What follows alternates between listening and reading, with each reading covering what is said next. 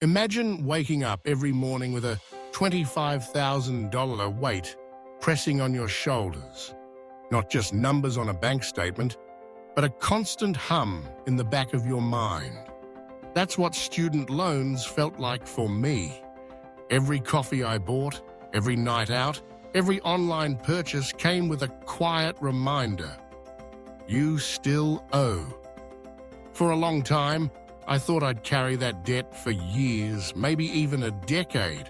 But in just 11 months, I paid it all off. Here's how I did it, and how you can too. Let's start with the basics. Most of us take out student loans thinking it's just part of the college experience, something everyone does. But after graduation, reality hits. The monthly payments begin, interest starts creeping in, and suddenly that someday bill becomes a part of everyday life.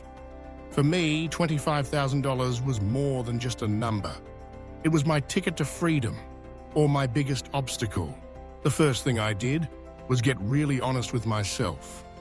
I had to face the numbers. I logged into my loan account, checked my balances, interest rates, and minimum payments. It was scary, but necessary. I realized that if I just made the minimum payments, I'd be stuck for years and pay thousands more in interest. That wasn't good enough for me. So I asked myself, how could I attack this debt faster? That's where the power of compound interest comes in. But this time, working against us. The longer you take to pay off debt, the more interest piles up.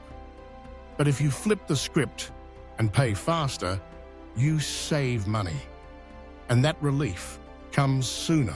To make a plan, I turned to a simple rule, the 50-30-20 method.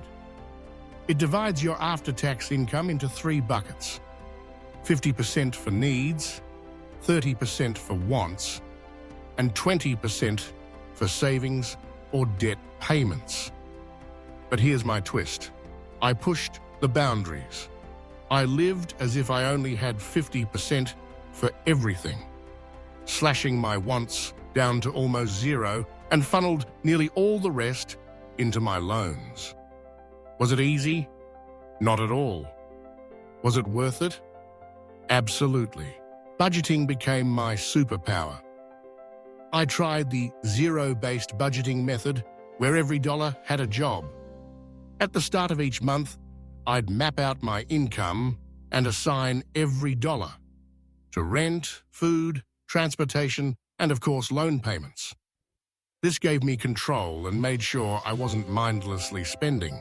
But budgeting alone wasn't enough. I needed more firepower. Enter the side hustle. I started freelancing online, doing everything from writing to tutoring. I sold old gadgets, clothes, and anything collecting dust. I even picked up shifts at a local cafe on weekends.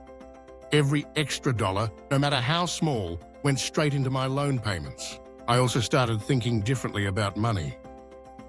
If you've ever heard of the FIRE movement, financial independence, retire early, it's all about aggressively saving and investing so you can live life on your own terms. While I wasn't aiming to retire in my 20s, I loved the mindset. Spend less, earn more, and put the difference to work for you. For me, that meant crushing my debt as fast as possible so I could start investing and building real wealth. But there was another battle I had to fight. The psychological one. Emotional spending is real. After a tough week, it's tempting to treat yourself. But I realized that every splurge was basically borrowing more time from my future self. So I set rules for myself. A 24-hour wait before any non-essential purchase, and a weekly money date to check in on my progress. The more I watched my balance shrink, the more motivated I became. Lifestyle inflation was another sneaky enemy.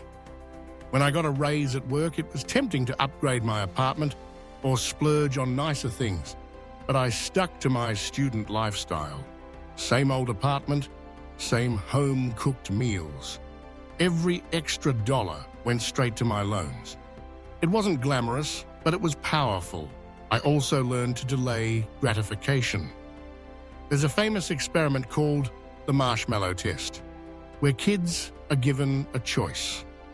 One treat now, or two treats if they wait.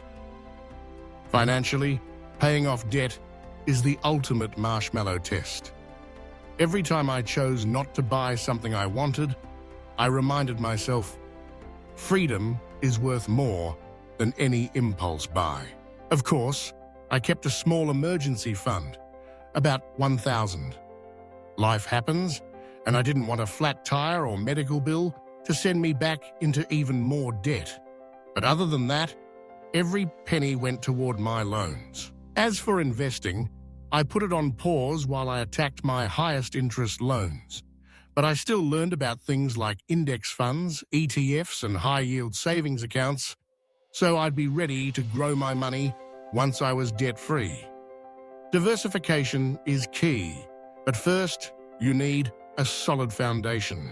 One of the biggest mindset shifts was understanding the difference between active and passive income. My day job paid the bills, but side hustles and digital products brought in extra cash that made all the difference. I started thinking about money as a tool, not just something to spend. If you're in a similar spot, here's my advice.